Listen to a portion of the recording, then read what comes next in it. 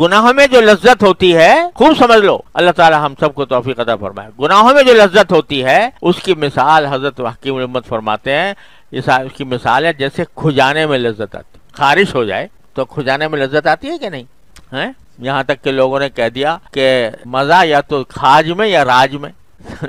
دو چیزوں میں مزہ ہے، ایک کھاج میں ایک راج میں۔ تو اگر جب آدمی کو خارش ہوتی ہے، کھجانے میں کتنا مزہ آتا ہے، لیکن آخر کار کیا ہوتا ہے زخم ہو جائے گا نہیں، لیکن جس وقت لذت آ رہی ہوتی ہے اس وقت ہاتھ رکتا بھی نہیں کہ بھئی روک لے ہاتھ کو، مزہ اتنا آ رہا ہے۔ تو حضرت فرماتے ہیں گناہ کی لذت جو ہے وہ خارش کی لذت کے جیسی ہے، خارش کی لذت جیسی، جس کا انجام خراب ہے، لذت تو ہے لیکن خراب ہے، اس کا انجام خراب ہے۔ ایسی گناہ کی خواہش جو ہے، گناہ کی طلب، یہ بھی ایک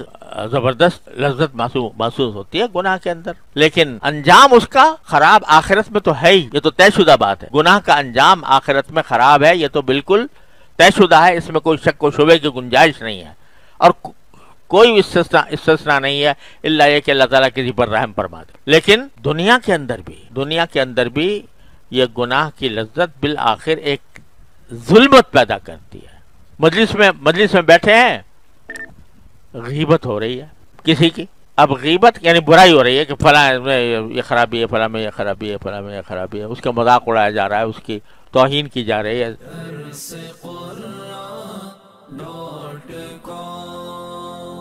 www.darsequran.com